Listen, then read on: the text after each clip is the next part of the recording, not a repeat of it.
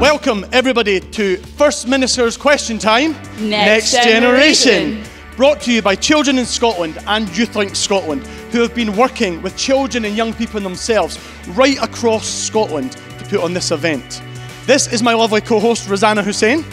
Rosanna is an I Will Ambassador for Scotland, was chair of the Young Scot Awards judging panel, and is a fabulous young leader who's come all the way from Alness in the Highlands. Thank you so much, John, for that lovely introduction. This is my co-host, John Loughton.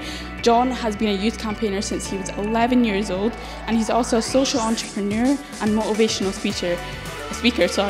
And he's a former chair of the Scottish Youth Parliament, and he also won Celebrity Big Brother in 2008. Now, please give a warm welcome to the First Minister of Scotland, Nicola Sturgeon.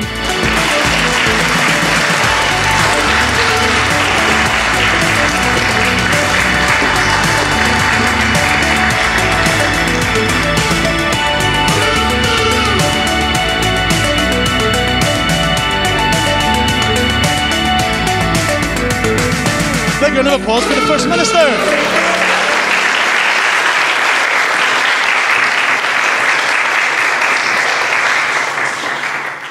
First Minister, thank you very, very much for joining the children and young people of Scotland today. You're welcome. I'm very excited, if a little bit nervous. And can we ask you, what does a First Minister do over your Easter break? Well, this was quite a busy Easter break, actually, because in the first part of it, we were still trying to grapple with all the Brexit issues, and we were still worried we might crash out of the EU with no deal. And then I have spent the other half of it catching up on other stuff, and I've got my party conference this weekend coming, so it's been quite busy, but because the weather was lovely, I got to spend some of it at least sitting in the garden while I did all that work. Oh, good. That's lovely. So without further ado, we're going to get on to our questions. Are you ready, First Minister? As ready as I will ever be. So we have our first question from Erin, who is with Haggai. What is the Scottish Government doing to prevent climate change? Most people think it's not their job or it's too late to prevent global warming, which is a lie. If more politicians back environmental change, then a big difference could happen. Great question, Erin. And firstly, I agree with you, it's not too late to tackle climate change, and we should never think it is. And it's everybody's job. It's my job as First Minister, it's every politician's job everywhere in the world, and it's the job of everybody across the country and every country. The Scottish Government is already seen as one of the countries that leads the world. So we have already almost halved our emissions, the emissions that cause climate change. And we're about to set a new target that will see us increase that ambition even more. And already we are committed to becoming carbon neutral by 2050. But we're waiting on some advice just now, which we should get next week, which hopefully will say that we can go a bit further than that and aim to be net zero of all greenhouse gas emissions by 2050. So if we do that, then Scotland will continue to be one of the countries in the world that is showing most ambition around this. And that's really important. But my last point would be, governments can set targets and governments should set targets. But if we are to meet these targets, we all have to think about how we live. We all have to think about our own impact on the environment. And I think it is fantastic that young people have really taken the lead here and are forcing adults, people like me, to think much more seriously about how we make a positive change in our everyday lives, and that is vitally important. So keep putting that pressure on. And how do you feel about that answer? I think that's satisfactory. Okay, thank you. It's interesting, First Minister, you're talking about it's something we all have to be part of, and we have a supplementary question on this from Aaron from Cowdenbeath Academy, who has a question about one of the ways he thinks we could help to tackle climate change. We should stop making plastic fork, knives and spoons, and we can make like reusable stuff. Because if we're making plastic, that's just ruining our environment. So do you think we should cancel them? Well, I think we should be much tougher on single-use plastic. We should avoid using plastics that we don't need to use, and we should do more to recycle. Most of the letters I get from young people these days, and I get quite a lot of letters from school pupils like yourselves. Most of them these days are about this very topic, about how we cut down on plastic pollution. We are looking to ban certain single-use plastic items, like these cotton buds that you get. We're looking at a levy on things like disposable coffee cups. I've just come from a meeting of the Scottish Cabinet this morning, and we were looking there at the detail of the deposit return scheme that we are about to introduce, which is a scheme that if you buy a bottle of juice a plastic bottle of juice in a shop, then you'll pay a deposit of a small amount that you'll get back if you take the bottle back, so that it can then be recycled. So there's lots we're doing there to try to cut down. Everybody's concerned about plastics, particularly in our seas, and we need to cut down as far as possible on the plastics we use, but then recycle more of the ones that are unavoidable. Does that answer your question, Adam? What do you think of that? Yeah, that answers my question. Thank you very much for your question. First Minister, there's been a lot of young people taking to the streets and protesting recently in Scotland and across the UK and the world. What do you think as a leader of a country when you see these young people raising their voices? I feel very proud because I want to live in a country, let alone be the First Minister of a country where young people, first of all, care about the world that they're living in and want to make a difference. And secondly, that they feel their voices can be heard. I think that is a fantastic thing. I met with some of the young people that have been leading the school strike movement. Now, obviously, as First Minister, I'm not advocating that people don't go to school. But that said, taking a bit of time out of school occasionally to learn more about the environment and to protest about the environment is actually helping to educate responsible citizens. And that's what we want our schools to be doing. So I wish young people didn't feel as if they had to protest to make adults do the right thing, but I'm proud that our young people care enough to do that. And as adults, we've really got to step up to the mark. Thank you so much, First Minister. Does anybody have any questions or points they'd like to make on climate change to the First Minister? Did anyone go on the protests themselves? You were all at school. Do you feel like teachers are in the rooms who are being nice and well behaved? Very good. Okay, thank you very much for that. First Minister, now you'd be surprised to hear there was a lot of questions coming in about a wee thing called Brexit. Oh, I don't know if you come across it, First Minister. I've heard about it, yeah. So it's come up question 2 of today's FMQT Next Generation. It's still going on, as we all know, and young people often feel like, what's happening? And sometimes it's important. Adults often feel like, what's happening? So it's really interesting this topic's come up, and we've got a question on Brexit, First Minister, from the pupils of Inver Primary School in the Highlands. So we have Molly, who would like to ask you about Brexit. What implications will Brexit have on the lives and education of children and young people in Scotland? That's a brilliant question, Molly, and obviously we don't really know yet what's going to happen with Brexit. We were meant to be out of the European Union by now, but thankfully we're not, so there's still a chance we won't ever leave, and I hope we can try and seize that opportunity. But if Brexit goes ahead, then I don't think it's good for young people. The European Union is not perfect. It's got lots of imperfections and flaws, and like any institution, any government in a country, it will take decisions that some people don't agree with. But the European Union has meant that all of us in our lifetimes have been able to travel across Europe without any real barriers in place. Young people have been able to go and study in other European countries. Many European people from other European countries come to study in our country. We learn more about other countries, and that helps to keep peace between countries.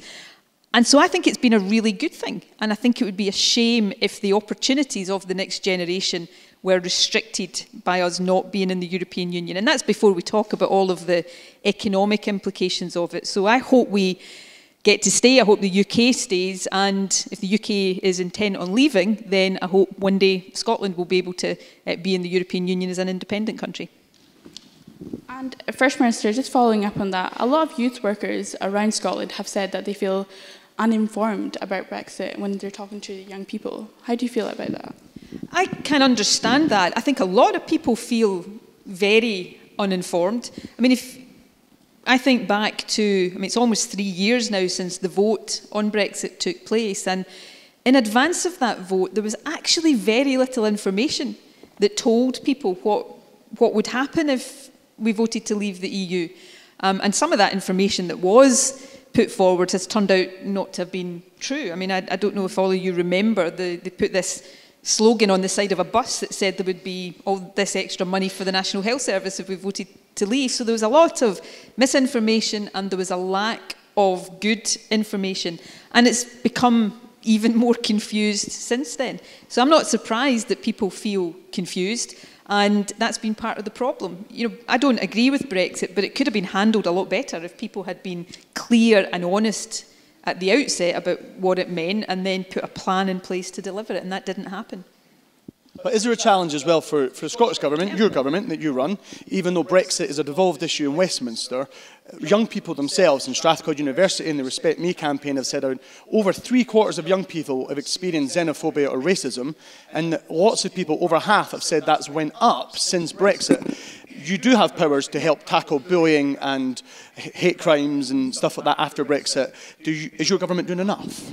Well, I always think government should never sit back and be complacent about the need to tackle racism and xenophobia and bullying. I think we should always be looking to do more. So I'm not going to sit here and say, yeah, I think we're doing enough and that's an end to it. But we've worked really hard on this. I mean, I am absolutely passionate in my belief that Scotland is a place where people should feel safe and secure and welcome, regardless of where they come from.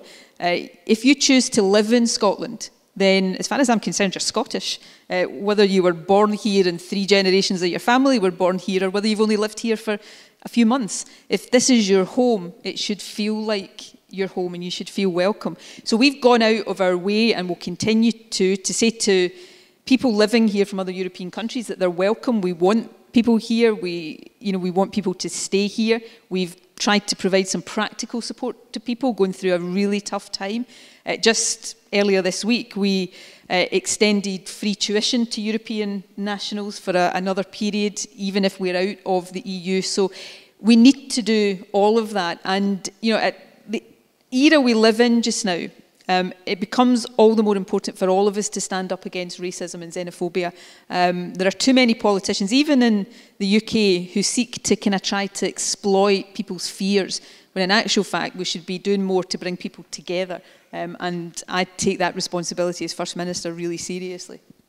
And it's fair to say you support staying in the EU, and you support a second referendum on the EU? I think a second referendum on the EU would be probably the best thing to break the deadlock, because nobody has been able to break it in any other way. 3 years on is what is happening now really what anybody expected when they voted. So I think that would be the way forward. It's not necessarily the ideal solution for Scotland, because after all, we voted to stay the first time round and we've been ignored. So we could vote to stay all over again and still be outvoted and ignored. But I'm willing to give that a go if it gives us the chance of staying in the EU. But one of the things that's been interesting over the last couple of years is, watching the meeting of the EU a couple of weeks ago when they decided to extend the UK's membership for 6 months. There were 27 countries sitting around that table. The UK was locked out of the room. About a dozen of those countries were smaller than or similar in size to Scotland. And yet we have no influence right now around that table. If we were in there as an independent country, we'd have a lot more influence over our own future than we do right now. Because these countries, like Ireland's been defended every step of the way by the EU, while Scotland's voice has been ignored by Westminster. So the lesson, everybody knows I support independence, but the lesson of this for me is, do we really want in the future to be a kind of marginalised part of a UK that is marginalising itself in Europe, or do we want actually to be at the top table on a basis of equality with other countries, having some influence over our own future? And I know which one I'd prefer. It's interesting. I think a question about independence for Scotland is very topical at the minute, and I think you'd be unsurprised to hear it's going to come up in another question in a wee bit as well. But just before we move on to the next question, it'd be interesting to see from this room what people think about Europe and Brexit from what you feel you know. So by show of hands, who feels that they think Scotland and the United Kingdom should stay inside of Europe, the European Union? And who thinks, well, it's a lot of hands, does anyone feel we should leave the European Union? A few. We've got a few. So well done. And so there is some opinions, but I think that stacks up with lots of evidence that young people are kind of pro-Europe. And the last question is, who thinks that either way, whatever happens next, and I think it's fair to say no one really knows, who thinks there should be a second referendum on the European question no matter what? And again, the vast majority of the room. Very, very interesting. Thank you very much. So now, on to our next topical question from Angus from Earlston High School. The SNP may soon be running an independent Scotland. If Brexit goes according to plan, how do you propose to use Scotland's unique position to influence global policy? Well, I think, as I said a moment ago, Scotland will be best placed to influence global policy if we're actually at the table as an independent country. If we leave the European Union, then we will be locked out of many of these discussions. We were talking about climate change earlier on, and I was talking about how Scotland is a world leader, and we are, and we need to do even more. But Scotland alone can't tackle climate change. We need to be working with other countries to do it collectively. And so many of the big issues that we face today as a planet are issues that we need to work together on. So I believe Scotland should be independent, but not because I want us to be insular. I want us to be independent so we can have a bigger say and work more closely with others. So the Scottish Government, and as long as I'm First Minister, even before we're independent, I will do everything I possibly can to keep Scotland's voice heard. A lot of the world looks to Scotland right now and sees, you know, things that we are doing that really impress them. I talked about climate change. There's the work we've done to tackle period poverty, the minimum unit pricing of alcohol to try and deal with... We lead the world in so many of these policy areas, and we've got to continue to make sure that our voice is heard and that we are having that influence. How do you feel about the answer? Pretty good to an extent. You're a hard audience. Is it a point I didn't cover? Oh.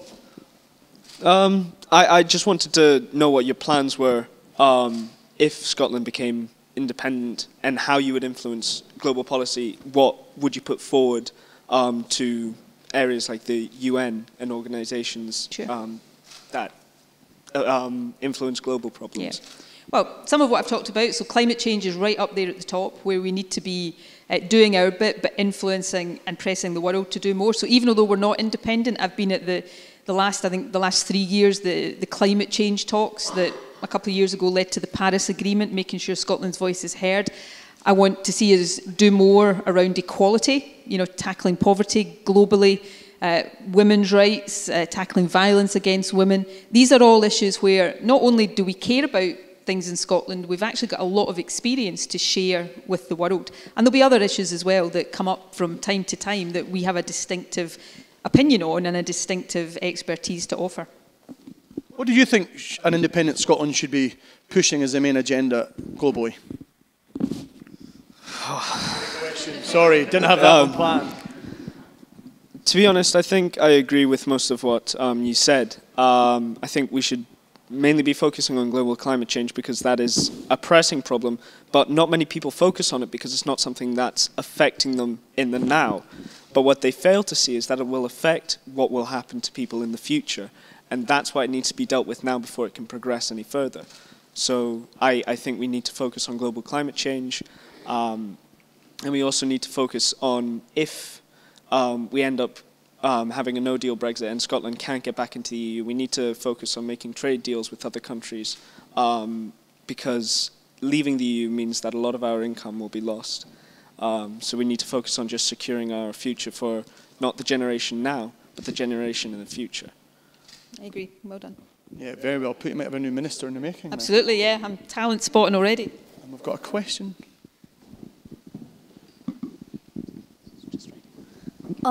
I was just wanting to add to that by saying, I'm not really sure what to say, but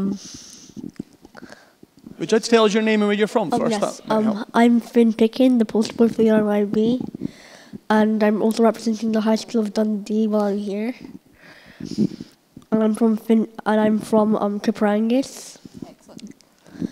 And do you agree that climate change is one of the important things we should be focusing on? Yes, I mean, Brexit's been in the news for 2 years straight now. I mean, you can hardly see any news section on any device without Brexit in it. Yeah. Getting fed up with it. Yeah, pretty much. I think I share that feeling, believe me. What would you talk about instead if we got rid of Brexit from the news? I'd say mostly poverty and how we can stop that, and of course global warming and climate change.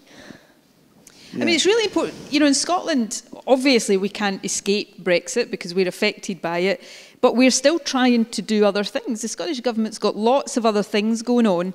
Actually, in Westminster, nothing else is happening except Brexit. There is not a single piece of non-Brexit legislation in the UK Parliament. I was just reading this morning, the next Queen's speech has been indefinitely delayed, so everything's ground to a halt, and there's lots of issues that are not being tackled as a result of that, and you know, that is one of the big opportunity costs of everything we're doing just now.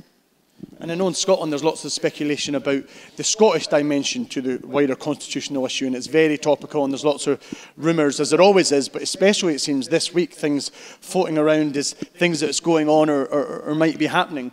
And one of them is around a second referendum on Scottish independence, and you and your party have been really vocal sometimes. The Brexit vote's been a bit of a game changer in the Scottish dimension. Do you still feel that it's a game changer?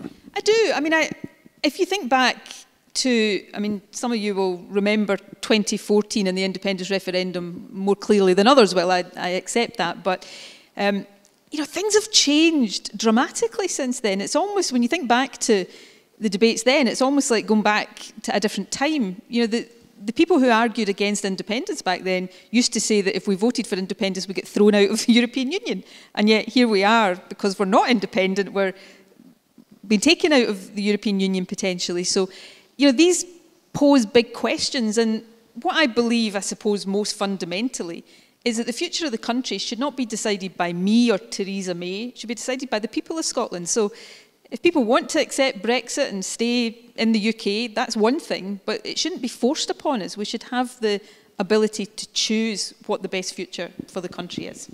And now that you've said that, First Minister, who in here would like a second referendum on the independence of Scotland? There's quite a few hands. And what would you like to say to that, First Minister? Well, I think, you know, it doesn't surprise me because, well, two things. Did anybody in here get to vote in the first independence referendum? So 1, 2, I bet you didn't. No. Or if you did, we should probably look into that. But nobody born in this century got to vote in that referendum.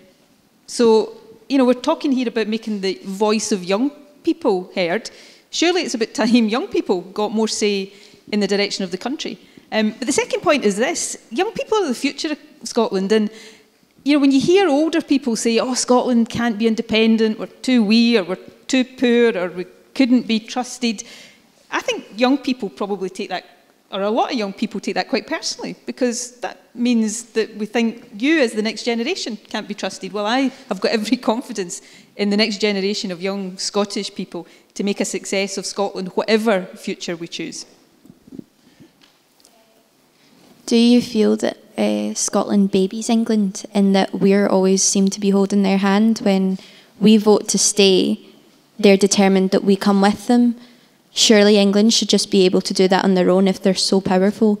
And if we don't baby them, or if we are babying them, then why are we being told that our voices shouldn't be heard? It's a good question, and I suppose at the heart of it is one of the issues about how the United Kingdom is structured. You know, the United Kingdom is made up of 4 countries: England, Scotland, Wales, and Northern Ireland. England is by far the biggest, so just arithmetically, and Brexit proved this, if England votes one way, then there is a good chance that no matter how Scotland or Wales or Northern Ireland vote, we get outvoted. And you know, that can't be fair or right, particularly on these big issues.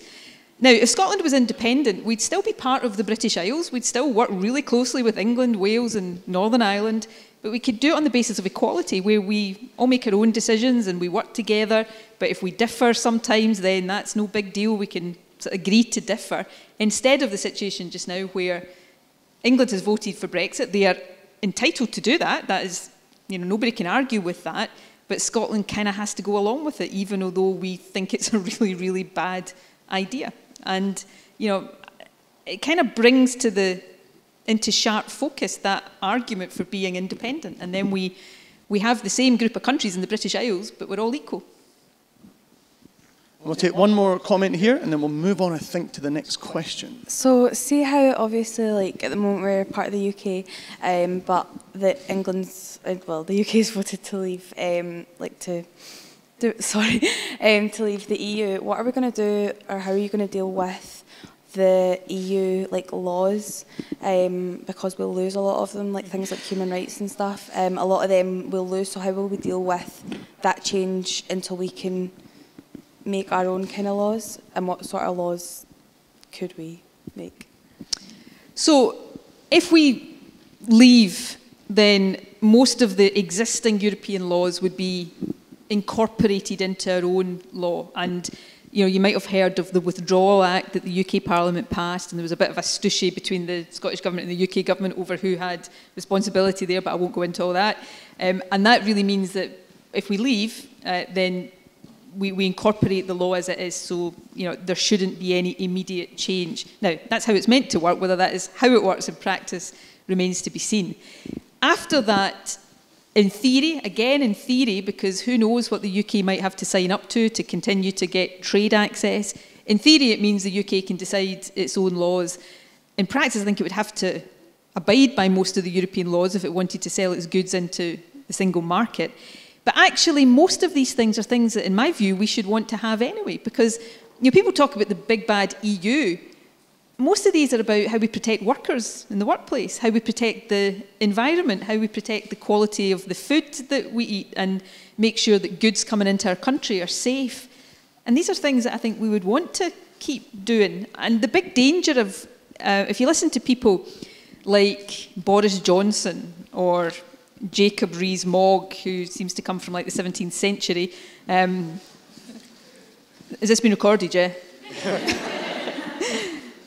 You know, they actually see, I think, they see an advantage to being able to reduce protections for workers and for the environment, and then they can market the UK as some kind of low regulation, low tax economy. That's not a future any of us should want, nor should we want a future where we compromise the environment in order to get a trade deal with Donald Trump, where we sell off our National Health Service or whatever. That's the real agenda of Brexit for a lot, not everybody in the Tories, but for a lot of these people, that's the real agenda of Brexit, and we should be really, really wary of that in the future. Thank you so much, First Minister, and to everybody that asked follow-up questions. Now we have a question from Roger Primary School in Sutherland. Down in the front.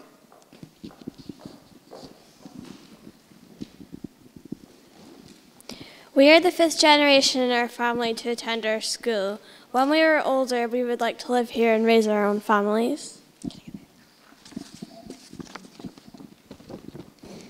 We love our school because it's got lots of nature and it's very peaceful and safe, and we think that our school is special because of that. So, what are the Scottish Government going to do to keep people like us in the Highlands so that we can give our own children the same fantastic upbringing that we have had? That's a great question, and you know, that's exactly what I want. I want to see, you know, people able to stay in the rural, beautiful parts of our country, raise families there, and for these to be vibrant areas of our country just as much as Edinburgh or Glasgow is. So there's no single answer to that. Rural schools, for example, we have some protections in place to stop rural schools being closed unless, you know, there's really, really good reasons. We're trying to, and I think it's a good thing, goes hand in hand a bit with the climate change argument. We should be encouraging people to see the advantages of living in rural areas, the quality of life that it offers for people, encouraging businesses to locate in areas outside of the central belt. One of the big things we're doing just now, which costs a massive amount of money and it takes a lot of time because it's so complicated, is putting next generation broadband into every single part of the country. So every house, every business premise, no matter where in the country, over the next few years, couple of years, will have broadband, good, super fast broadband. And that means it makes it suddenly possible for somebody to run a business from a remote part of Sutherland that they might not have been able to do before, because they can do it online, they can, you know, sell things online.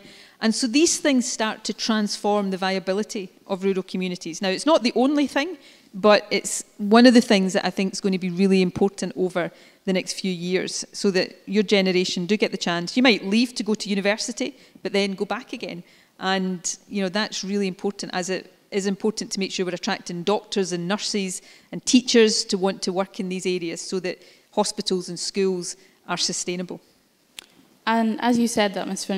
First Minister, as you know, I'm from a rural area, and as a young person, I don't think I would be able to stay in the Highlands because of the transport costs and the fact that we don't have enough transport. It's so difficult to get around to, like, example, universities. Almost 30% of young people said that the cost of transport stopped them from accessing education. No, cost of transport is something that, you know, is an issue that we need to think carefully about. When I was saying when I did the interview before coming in here today, one of the things I do every year is have a cabinet meeting with the Youth Parliament and the Children's Parliament, and the cost of transport for young people, bus travel in particular, was one of the things that was raised this year, and we've undertaken to look at that. We invest a lot of money in roads, and that can be controversial sometimes because of climate change arguments. Upgrading roads, we're investing a lot of money in trying to extend, you know, or expand rail services, particularly in rural communities. But doing that and trying to make sure that we keep prices affordable, it's not an easy challenge, but it's certainly something that we've got to, I think, give a lot of thought and consideration to if we're going to do what the girls here are talking about, which is make rural areas sustainable for the future. Thank you so much, First Minister. Now, our next question, First Minister, is going to come from Benjamin, and he is 15 from Belmont Academy in South Ayrshire. Why does our education system have such a broad obligatory curriculum that it has to rely on homework and long school days? For example, if you look at Finland, they have shorter days and no homework, yet some of the best educated in the world. I wondered how long it would take before the homework question reared its head. I always get mixed opinions in audiences like this about whether homework's a good thing or a bad thing. Firstly, on the point about the length of the school day, as for local councils to decide how the hours we expect young people to spend in education, how that is split up over school days. So in some area, I think in Edinburgh, in fact, young people are not in school on a Friday afternoon. So different councils do it differently. And so if you think your council should be looking at a different school day arrangement, you should perhaps think about speaking to them and making the case there. Curriculum for Excellence is designed to be a very broad-based curriculum so that we're not just filling young people's heads with facts and figures, important though that is, but we're teaching them to be good citizens and good learners and be able to make a big contribution to the world. And homework, well, I'm not sure I can ever give the right answer on homework. It's for teachers to decide the place of homework in the education, and I think young people's voice should be listened to that. We don't want young people to be so overburdened with homework that they can't enjoy life outside of school, but often it has a role to play in just making sure that young people are developing as possible. So that is probably the hardest question I'll get asked all day, the homework one. Oh, there's some toughies coming, First Minister. Okay, thanks for that. Can I ask, back to yourself, do you feel, Benjamin, that it should change? Is that what your question suggests? I think with my example of Finland, there are other countries that have made a system where it's focused less on trying to cram everything into a day so much that it has to overflow into homework. I think a big part of that question for me was, do you think we should allow students to specialise earlier in their school careers so they can have more time to do what they feel is best for them to do. So you can get to the bit you enjoy in your education much younger. Yeah. Yeah. Yeah, I mean, again, people will have different views on that. Curriculum for Excellence, as I say, is intended and designed to be broader based for longer in the education system so that young people can, I guess, try out different things, experience different things and have that kind of broader base of knowledge. Some people will know what they want to do really early in life and so they will always want to kind of stick with that. Most young people, in my experience, probably want to take a bit more time to work out what it is they want to focus on. So again, different people will have different views on this. The last point, just you mentioned Finland, and I'm not going to talk in detail about the Finnish education system, but we have in Scotland what we call an international panel of education advisors, where we draw on the expertise of experts from different countries so that we are opening our eyes and our minds to some of the best things about other countries and also sharing with other countries what we are doing. So if there's good ideas from Finland or elsewhere, we're always open to thinking about them. Good question. Thank you very much, Benjamin. Now, First Minister, we've got the first of our two quick-fire rounds. I hate quick-fire rounds. So I'm going to quickly introduce our quick-fire questions. So we hope the questions are quick, and we hope the answers are succinct as well. So question 1 is going to come from Aidan. Oh no, it's Aidan. His quick-fire questions are really hard. How many hours sleep do you get each day? How many hours sleep? Not enough. Probably an average of about 5 or 6 a night, most.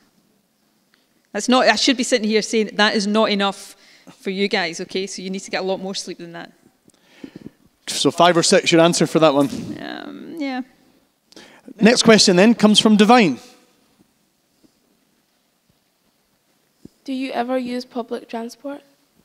Yeah, obviously because of the nature of my job, not as much as I should, and you know, because I'm usually dashing about here, there, and everywhere. But you know, public transport is important. I used to, before I was First Minister, particularly in my constituency, I used to use the buses going round the constituency. So yes, I like travelling by train, although some people will say sometimes they don't like travelling by train because of delays and such like, which is an issue we're working on a lot at the moment. And now, First Minister, since you mentioned that you used to take the bus, how much is a single ticket? It depends where you're going. As in Glasgow, obviously, they have different prices for... Oh, you're going to catch me out on this. Well, it depends where you're going. I'm going to go about £2 something for a ticket. What about Edinburgh to Glasgow by train? Loads of people do that every day. It's over £20. Oh, painful. But if you've got a young person's rail card, it's cheaper. See, these are trick you're questions. Almost in there. Right, move on. Next question is, what is going to come from Rachel? Almost said that. Rachel, hands up. We're down the front here. And the microphone's coming to you. What was your first job? What was your first job? All right, my very first job was selling tatty scones around the doors in Dreghorn, where I grew up. And I hated it so much that I used to get my dad to do it for me. And then after that, when I was a bit older than that, I worked in a petrol station in Dreghorn, which is still there just now. So potatoes and petrol. Potatoes and petrol were the, yeah. I was terrible at the tatty scone round. Thank you so much, First Minister. So our next question comes from Kennedy, who's 12, and from the Club Youth Service in Dundee. Do you think the current rate for free school meals for secondary pupils is an adequate amount for young people to buy a snack and lunch to last all day in school? We try, obviously we provide free school meals universally for primaries 1 to 3, and then there'll be certain people eligible for free school meals after that, and we want to do as much as we can to tackle holiday hunger. So that's one I'm happy to take away and consider. If, I guess because you're asking me that question, you think it's not. And you know, I'd be happy to go away and consider that and look to see whether there's more that can be done around that. How do you feel about that answer?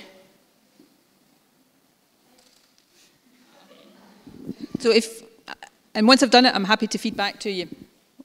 Okay? And you're thinking about that, you're saying that Child Poverty Action Group, for example, does suggest really clearly there should be around a £5 top-up to child benefit, for example, to help tackle issues surrounding poverty and economic gaps. Well, we're looking, as you probably know, we have committed in principle to an income supplement for families in poverty. What we are looking at just now is how best to design that to lift the maximum number of children out of poverty. Child Poverty Action Group, which is an organisation I've got huge respect for, argues for what they call the Give Me Five campaign, which is just to add £5 a week to everybody's child benefit. And I suppose the issue with that, and you know the sums tell you this, if we did it that way, about 7 out of every £10 we spent would go to families who are not living in poverty. Now, I'm a great believer in universal benefits because I don't like the stigma attached to means testing, but if you're topping up a universal benefit specifically to target poverty, it raises the question as to whether if you spent that money differently, you could actually lift more children out of poverty. So that's the work we're doing just now, and we've said we'll set out some further steps on that over the next few months. But some people might argue the policies we have now is seeing child poverty go up in Scotland. It's welfare cuts that are putting child poverty up, and these are welfare cuts we oppose, but we are nevertheless trying to do what we can. So one of the things we've done since taking partial control, very partial control of the benefit system, is introduce the new Best Start grant, which gives families in poverty money when a child is born, and that's already underway, and we've paid out, I think, something like 4 times the amount of money under that already than was paid out under the old UK system over a longer period of time. And shortly, we'll extend that scheme so that there is also a payment made when a child starts nursery school and also when they start primary school. So we are absolutely looking at ways in which we can tackle child poverty better and lift children out of poverty. But we're doing that just now with one hand tied behind our back, and we're doing it running against the tide of the welfare cuts that are causing a lot of this. So we need to keep also the pressure on to stop these cuts that are driving young people into poverty in the first place. Okay. Thank you very much. And now on to our second topical question from Rosa from the FMQT design team. Puberty is a hard time for everyone, but for many girls it sees them pushed out of sports teams and clubs because they don't feel welcome anymore, and they want to follow the crowd of their friends who are more likely to go shopping or hang out in parks or houses. What is the Scottish Government doing to end girls leaving sports teams and clubs after going through puberty? Well, I mean, obviously, the government can't force any young person to take up a sport or keep doing a sport. But what we have to do is help to create an environment where young people feel able to be themselves and to do what they want to do without feeling uncomfortable or without undue, overbearing peer pressure leading them down another path. And that's not an easy challenge. Young people are probably under much more pressure today than I was under when I was your age. Social media adds hugely to that kind of pressure. But we've got to, tackle that, and we've got to make sure that young people are supported to do what they want to do. Now, sometimes that will be practical in terms of the support young girls are given to keep up with sport, but sometimes it will just be about encouragement and support to help people feel that they can withstand pressure that are maybe pushing them in directions they don't want to go in. And as you said, the First Minister, as a young woman in secondary school, the lack of sport clubs for girls, there's hardly any, especially if you live in a rural community. There's always football for boys and other things. There's never really, once you hit, I think, second year, you can't play football in my community at least. And there's no other clubs that it's just for girls or that they feel comfortable going to.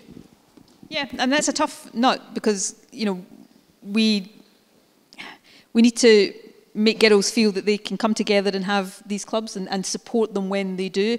Girls should feel that they can play football, they can play rugby, they can do, for goodness sake, women's football now is far more successful in Scotland than men's football, so we want to encourage the next generation there. I'm part of the approach I take in these kind of questions. I'm not going to sit here and pretend to you that I've got the magic solution to issues that are beyond just me as First Minister being able to solve. But we've got to make sure the support's there, the facilities are there for young girls, and that we encourage young girls to do the things that they enjoy and the things that they want to keep up with, rather than feel as if they're under pressure to do things that they don't want to do. And it's interesting there, during that answer you touched on social media and the pressures that come along with that. And in today's digital generation, that's an issue that lots of people are finding challenging, and there's real opportunities and dangers around that. So we have a question on that very subject, which comes from Olivia, who's 16 and from the MVP peer mentoring programme in Aberdeen. Olivia.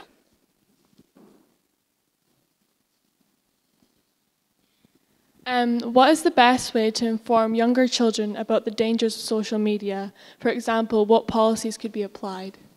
Well, I think it's really important, and we're, as all governments are, looking very carefully at all of this just now. So we are thinking about the advice that is given to young people about how to stay safe online, about, screen time and, the sort of healthy amounts of time that you should sit in front of a screen all day. We're about to publish some research that looks specifically at mental health challenges of young girls and the impact and contribution that social media might be playing in that. So there is a role for government to give advice and as much impartial, sensible, practical advice as possible. There's a big role for social media companies themselves in terms of the content that people are able to access and the kind of images that young people might see, or the use of social media as a way to bully young people. Obviously, parents have a big role to play here as well in keeping their young people safe online. Again, these are not easy balances to strike, because the internet, social media, lots and lots of big advantages in all of that for young people, but the risks are definitely there. And I talk to young people, I see it with my own niece and nephews. Social media in particular creates a pressure on young people that wasn't there when I was growing up, and we've got to be very conscious of that, and we've got to make sure that we're responding to that. And it's why events like this are important, because with the best will in the world, although I still think I'm really young, I don't know myself what it's like to be a teenage girl in 2019. I need people like you to tell me that, so that we're understanding the challenges that you face and doing what we can to help you respond to them. Does that answer that for you, Olivia? I know you work around violence prevention and MVPs about that. Social media is a big part. First Minister spoke about advice there. Is that enough from government, or do you think more needs to be done? I think more should be done in primary schools, as in spread more awareness of what images can appear and what they should do when they see these images. No, I think that's a fair comment. I mean, one of the issues that it troubles me a lot is just the, for want of a better expression, the kind of addictive nature of social media. And, I know what it's like where you check Twitter and such like more than you should sometimes. And, what that is potentially doing to how young people's brains are working. So there's big issues in here, and there's a big responsibility for governments, for parents, for schools, but there's a big responsibility for the companies that make millions and billions of pounds out of these platforms, and I'm not sure yet that they are properly taking those responsibilities as seriously as they should be. And while we're on that topic, have you ever experienced threats and bullying online as a female politician? Oh, yeah.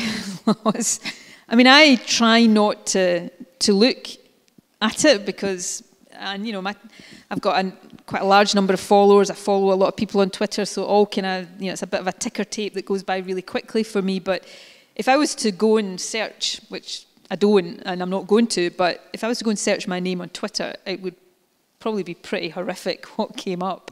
And I know all female politicians get a lot of that. Male politicians get it a bit too, but I think there's a particular issue for women in politics or public life, anybody that puts their head above the parapet in any sense. And we've all got to stand against that. Bullies have always been out there, and people who want to hurl abuse have always been out there, but social media gives them access to people that they never had before, and that really is something we have to be very conscious of. So do you not think on that we have to do more? You spoke about advice, you spoke about parents and our roles and bullying, but social networks are failing to put children's safety at the heart of the money they're making and the businesses they run. And now it's unavoidable that surely government needs to step in to safeguard children's rights. I'm hugely sympathetic to that. I mean, this is not a sort of get off the hook answer here, but that kind of regulation is not within the power of the Scottish Government. The UK Government are now talking about putting much greater onus on Facebook and Twitter, and that's a good thing. Now, any kind of media regulation raises legitimate questions about free speech and whether government should be regulating a free media. So there are always difficult issues that have to be balanced there. But as you put it, the safety of children and young people is something that is so important that we really do have to take seriously before we get past the point of no return, perhaps, around some of this technology. Now is the time, well, it's probably past time, but now is the time to really be asking and answering these questions. Thank you very much. And on the social media, thank you for the question. Just to remind people that we do have a social media hashtag for this event, which is hashtag FMQT Next Generation. So our next question is from Rihanna, who's 19 and is with Action for Children in Western Bartonshire. I have complex mental health problems and I'm also homeless. The staff who work at the project I live in are not fully equipped to deal with all of the issues I have. Unfortunately, mental health services are too stretched, and so these support staff are viewed as being able to help me to the extent I need it. This is not the case. I had to wait at least 9 hours during the night for someone to come out and see me, and they had to come from the other side of Glasgow. Do you plan to invest more money in mental health support services across Scotland for young people? Well, thank you for your question. It's a really important question, and your experience is not good enough. So we are already investing more in mental health services overall, but particularly for young people.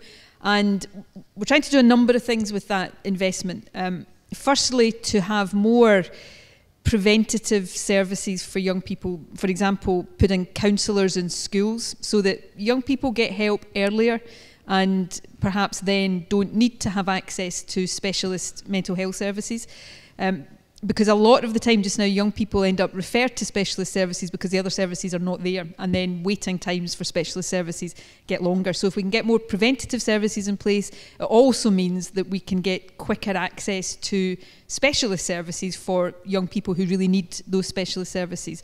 So there's a lot of investment and a lot of work going into this right now because mental health is an issue that for more and more people is an issue, and more people need help, and that's a good thing. One of the reasons why there is so much pressure on services these days is there's not as much stigma about mental health as there was when I was growing up. So people feel able to come forward for help, but we have to make sure the services are there when they come forward, and it's the right services in the right place.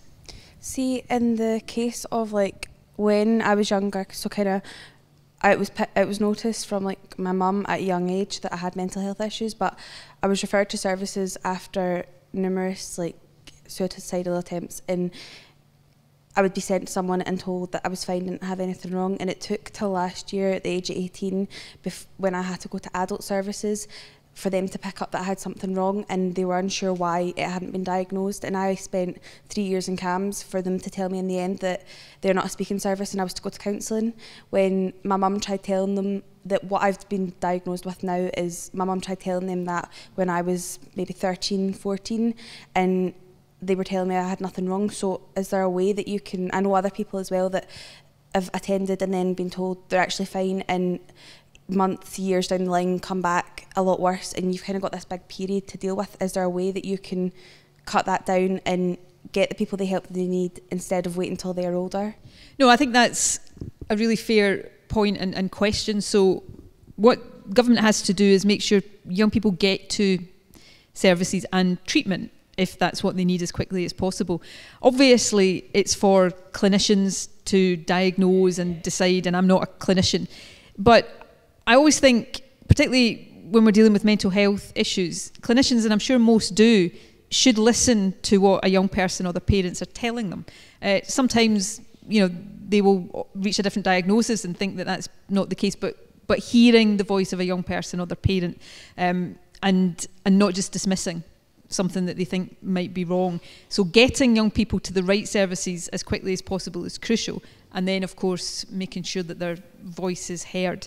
And as I said a moment ago, doing as much as early as possible. Prevention and early intervention, whether it's physical health or mental health, is really, really important. And on mental health, we still don't do enough of that, and we don't do it well enough.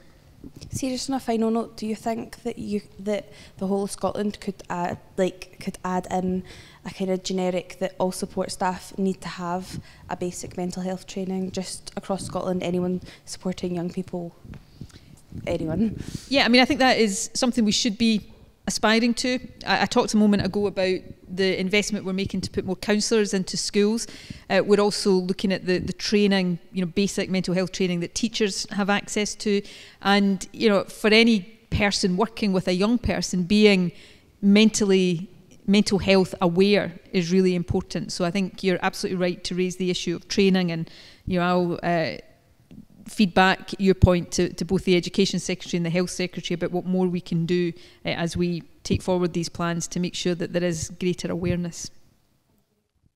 I think child mental health waiting times are at a record high, and people are waiting such a long time, and one part of that is more people can come forward. It's not a new issue.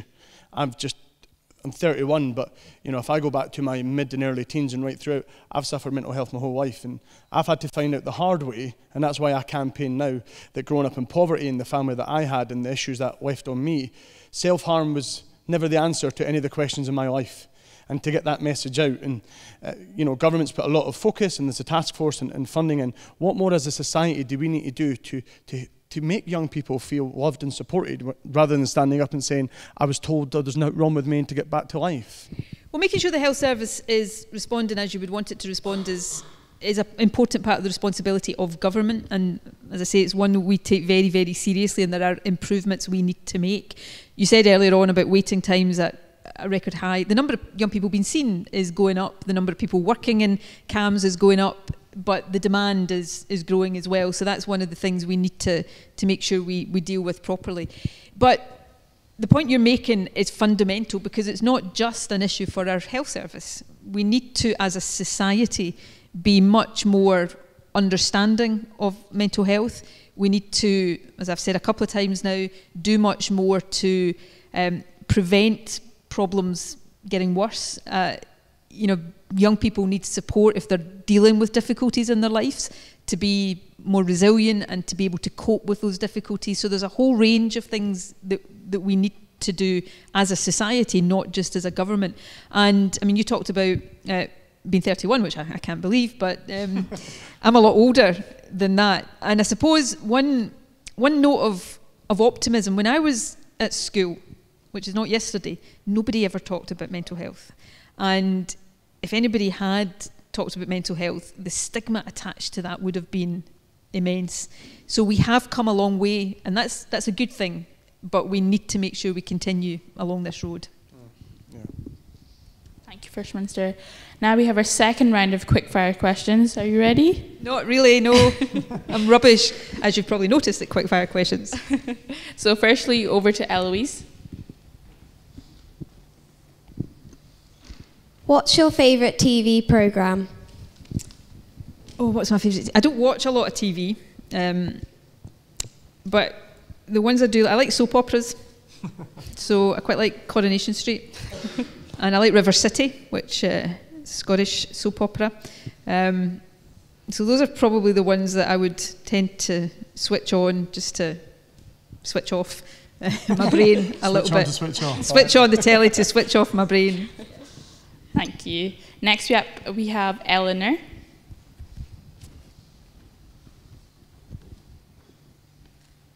Who is your favourite Scottish artist or musician? Can only pick one. Scottish classical musician. Right. Artist or musician. Right. Nicola Benedetti.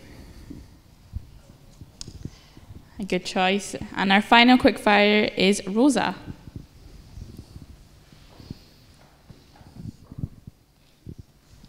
What is your main source of inspiration in your work as First Minister? You're going to think my answer to this is a typical politician's answer because I'm sitting in front of all of you. But young people are the greatest inspiration I get as First Minister, because I get to see the world through your eyes when I'm sitting having discussions like this. You keep me on my toes, but you also just tell me how much there is to be proud of in Scotland and how much amazing talent we have right across the country. So if ever I'm feeling a bit down or overburdened by some of the stresses and strains of the job, you know, a chat with a group of young people will always lift me out of that, because there's nothing wrong with Scotland that the brains and the talent and the creativity of our young people can't fix. That was a quite sooky answer. Do you think you're getting buttered up to a bit? That's very good. Well, our next question, in terms of nothing wrong with Scotland and brains and talent and confidence and passion, we've got a question to come from Ethan, who's 20, and from LGBT Youth Scotland. Ethan. Can the First Minister lay out a timeline for the Gender Recognition Act from here forward and recommit your government to supporting trans rights by taking action on this vital issue? We are committed to the Gender Recognition Act, and we've done a consultation. We are still looking at the responses to that consultation, and we'll shortly set out the next steps on that. I mean, this is an issue that has become too polarised in Scotland, if I'm going to be very frank about it. And as First Minister, I've got a big responsibility to try to depolarise it. My views on this are hugely influenced by the young trans people that I have met and had the privilege of meeting and speaking to, and getting an understanding of the barriers and the difficulties that young trans people often have just to be accepted for who they are. And I want Scotland to be a country where everybody feels safe and secure and accepted for who they are. And that is what makes me a trans ally, and I always will be.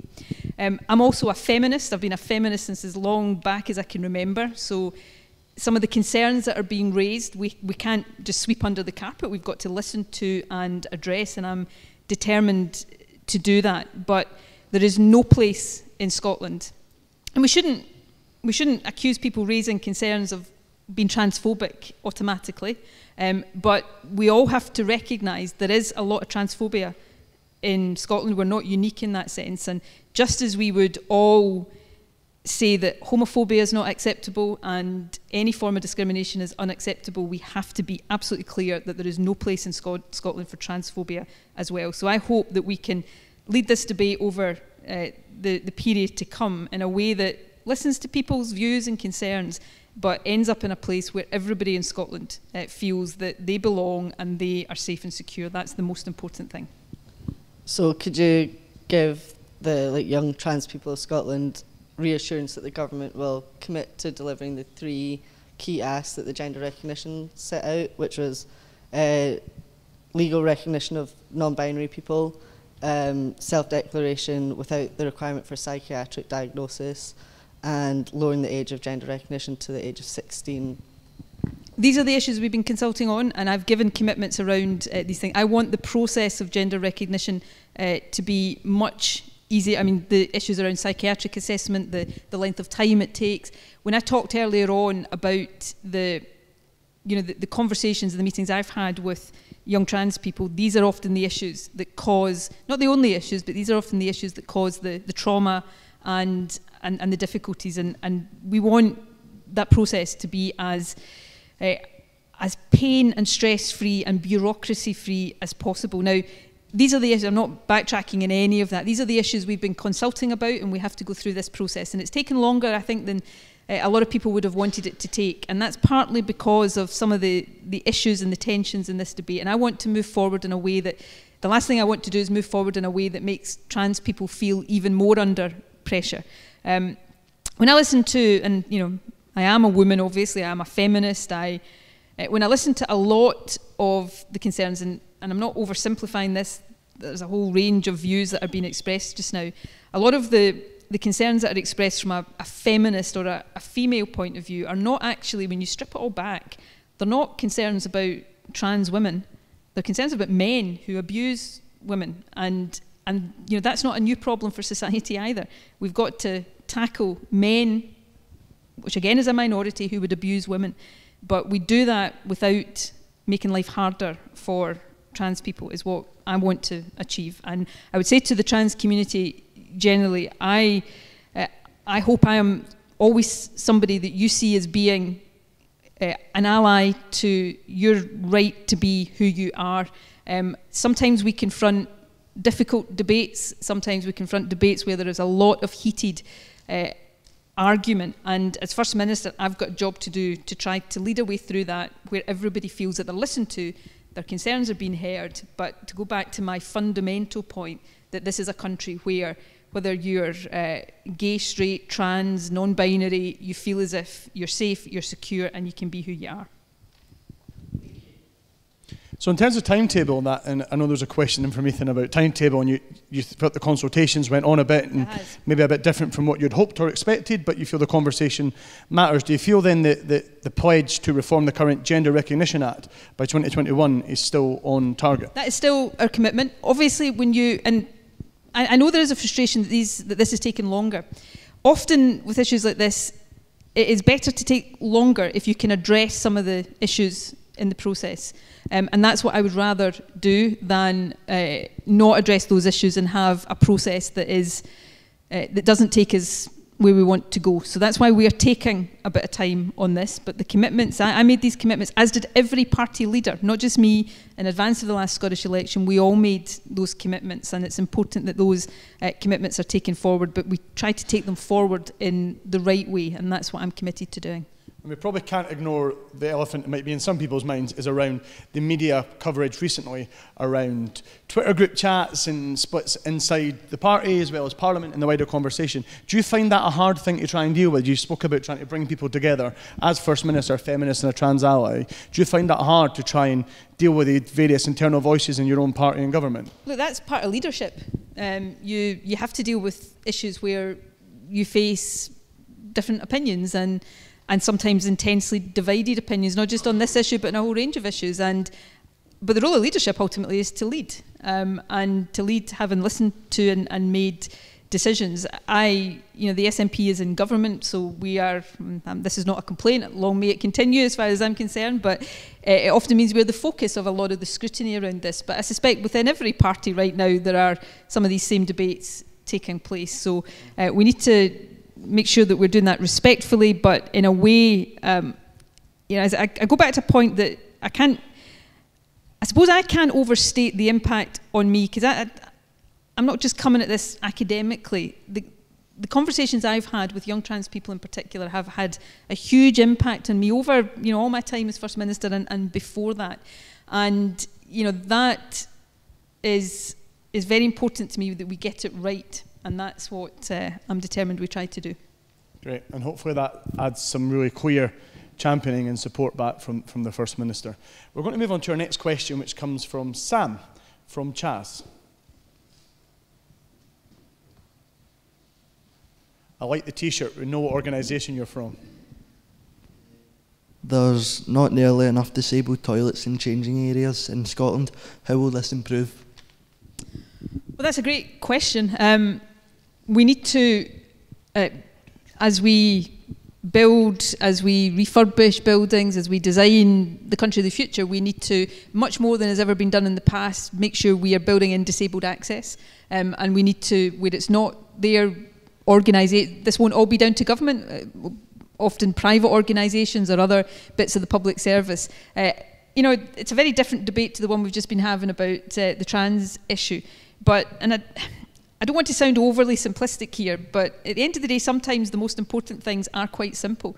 Scotland, if it's to be anything, should be a country where everybody has equal access and equal ability to fulfil the potential. And if there are barriers, whether it's in terms of disabled access or whatever it is, we might not be able always to do it overnight, but as a society, we should be absolutely determined that we are removing those barriers, because if we don't, we won't live up to that ideal of being a genuinely equal country.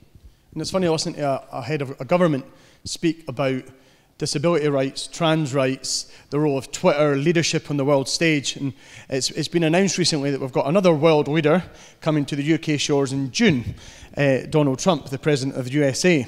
And just as we think about, some of his language, it's been quite disparaging about trans people, about disability rights organisations. I remember a few years ago, or whatever it was, Gary Tank Commander said to you, Donald Trump, dingy or no dingy. So my question saw that is, clip not that long ago, actually. It came up in one of my feeds.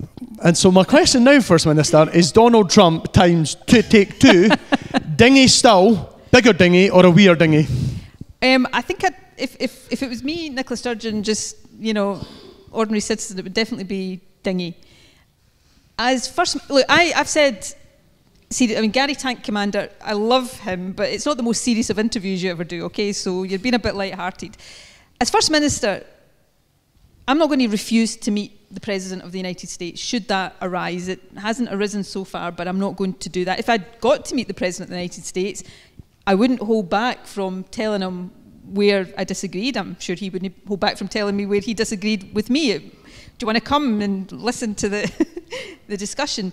So, that's the kind of approach I would take. I disagree passionately with not just so much of what Donald Trump believes in, but so much of the way he is going about being president. He has such a leadership response. I feel there's not a day that passes that I don't acutely, whether it's on the trans issue or any of the other issues we talk about, aside from the detail of these issues, I feel acutely my responsibility to set the right tone in debates, to lead in the right way. And he has got that times 100 given the scale of the United States and its place in the world. And I think he fails so often to lead in the right way and in the right tone. And it's something that is troubling in terms of the state of the world at the moment. So you won't be requesting to meet him when he's here? I'm not saying I'll be requesting to meet him. I wouldn't so go that you didn't say no, far. but you didn't ask either? Something like that, yeah. Right, okay. Thank you very much. So we'll probably, yeah. So it's still a kind of dingy, sort of dingy. A sort of dingy. I'm not sure you can sort of dingy somebody. You can. You either dingy or you dingy. I mean, you either dingy or you dingy. That's clear now. Thank you for that. We did well. We'll blame Gary Tank Commander for that one. Okay, thank you now.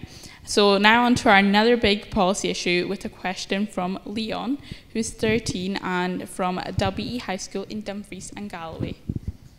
What are your thoughts on how it can be argued that NHS resourcing and bedding are being misused by people who are in hospital as a direct result of certain life choices and decisions they have made personally made? Well, I don't think the NHS can be judgmental.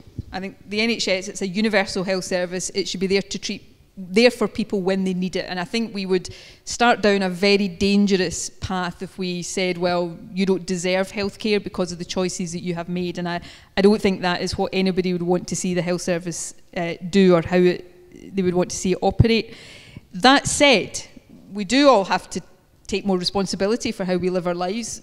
Government has to make sure people have the right information because lots of the health conditions, not all health conditions, and some health conditions that are associated with smoking, for example, people can get them even if they don't smoke. So, but we can all, not smoke, not drink irresponsibly, try to eat healthily, try to exercise. We can all take a bit more responsibility for how we live our lives, and over time that will help reduce the burden on the health service. But I would never feel comfortable with the health service being able to pick and choose who that it was able to treat when somebody needed treatment.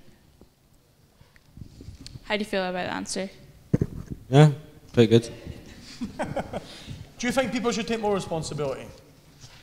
I was more focusing on like alcohol and stuff, that sort of route. But yeah. Okay. I mean, these things are complicated. We should. And the Scottish Government's done a lot here, the minimum unit pricing for alcohol, for example, not popular with everybody, but that's all about trying to reduce alcohol abuse and irresponsible consumption of alcohol. But of course, with things like alcohol, and you are also dealing often with people who have addictions, and you have to support people and help people to deal with addictions. So these things are not always absolutely clear cut. The health service should be there to give healthcare to people who need it, but as a society, we've all, as I say, got to do more to be more healthy. Okay, thank you, First Minister. Now on to our next question from Stephen. Hi, First Minister. Social security in Scotland has been challenging and stressful for disabled people. What are the Scottish Government doing to make it less stressful and more respectful for disabled people? Well, thanks for that question. I think the way in which social security, the system of social security UK-wide, has often demonised and stigmatised and made life very difficult for disabled people is awful. And we are, as you probably know, we are in the process of taking control of some aspects of the social security system. Not enough, but some, and that's a process that's underway right now. We've already established a new social security agency, Social Security Scotland, and we have, from the word go, been determined to build dignity and respect into every aspect of its operation. So that means, for example, having more face-to-face assessments, not having disabled people having to justify themselves time and time again, not having the kind of punitive sanctions approach in the system. Social security, in my view, is part of the fundamental safety net of any civilised society. We shouldn't treat people on social security as if they're somehow scroungers or not entitled. It's part of the rights we have in any decent society, and the system we're building tries to build that in and embed that at every single stage. And Stephen, you're from RNIB, aren't you? So it's an organisation that deals with these issues quite a lot, and I know there's a lot of young people in RNIB that are very active. Do you feel that you recognise some of that answer and some of your experiences in your organisations?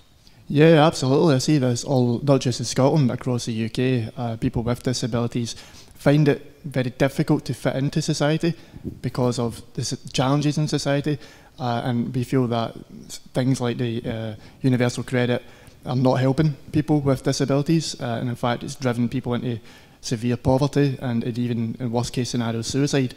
So we just feel that it could be more respectful and a lot more less stressful for young people. No, I 100% agree with that, and I hope as we take over the benefits that we are going to be responsible for, that respect and dignity is very much part of the system. Thank you for that. We now have 10 minutes where we have no scripted questions. So we're going to open it to the floor. So show of hands, either a point that the First Minister's mentioned that you want to ask a further up question on, or a new topic that hasn't been touched. So hands right in there, and oh, here we all go. We're not going to get everybody, but what I'll do is take it in twos. If you say your name and where you're from, and we'll get as many people who's not spoken. So if you have spoken or asked a question, we ask not to put your hand up, and people have not had a chance. So we'll come right down the front here, and we'll take the chap here with the curly blonde hair, and then the person behind them sitting on the seat. So do you want to tell us your name and how old you are? I'm Ollie and I'm 9. Hi Ollie, and what's your question? What was your biggest challenge from becoming First Minister? And we'll take the person behind you as well, here. I'm Hazel and I'm 9. Is there any way you can ban plastic and paper straws and just get people to use reusable straws? Yep. Biggest challenge and cutlery. The biggest challenge when you become First Minister is you quickly realise you're kind of responsible for everything. So before, when I used to be the Health Minister, which is a big job, responsible for the health service, and that's hard, but then you become First Minister and overall you're responsible for the health service, the education system, the transport system, all of the responsibilities of the Scottish Government, and learning to deal with that and make sure you're delegating to other people properly, but you're across everything can be quite hard, and probably more challenging than most politicians care to admit. And on straws, yes, we want to take away plastic straws and not have plastic straws used. There are some disabled groups, of course, who would point out the need of some disabled people to use straws. So again, that is a reminder that we've got to listen to different voices. But there are alternatives, not to every use of plastic, but there are alternatives to most uses of plastic, particularly these single-use plastic items. And if we really care for the environment and protecting our oceans and wildlife, then we need to get much more serious about reducing the impact that we as human beings have on it.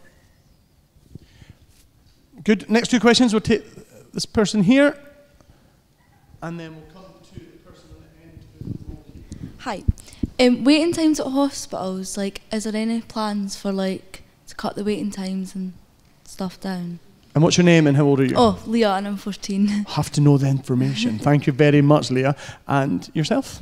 I'm Ivana and I'm 16, and I was wondering what you think about disabilities that aren't visible. For example, like I know like myself and lots of my friends have had trouble trying to get our teachers to understand that, you know, sometimes we need out of class or we just need a bit of time. And also I think there's a lot of judgment. For example, like if you have a disabled card but you're not in a wheelchair, you're immediately like, to anybody else, you're not disabled. But, you know, not all of them are as visible as the others. So non-visible disabilities and waiting times. The answer to the question on waiting times is yes. We are investing large sums of money to reduce waiting times in our hospitals. Similar to the discussion we had a wee while ago about mental health, our people are living longer, the population is ageing, that's a great thing, but it is resulting in many more demands in the health service, and we need to make sure we're investing in our health service to deal with that. And the Health Secretary is very focused on the investments we need to make sure that the health service can treat people within the waiting times that are set. Hidden disabilities or less visible disabilities, that's something that is raised with me quite often actually, and again, part of this is about our awareness and our understanding as a society. None of us know everything, and none of us are aware of all the different conditions and challenges that people go through, but we can all try to be more aware and more understanding and to listen to what people are telling us and not to judge people. You know, we're all different, we're all individuals, we all have our own challenges and, you know, hiccups in life, and we've got to learn to be a bit kinder to each other and a bit more understanding. In addition to that, there are a number of actual conditions that we need to make sure we are raising awareness of so that people are much more understanding of the specifics and what to look for and how then best to support people. Thank you very much, First Minister. Next two questions. We'll take the person on the end here and then this gentleman here, yeah.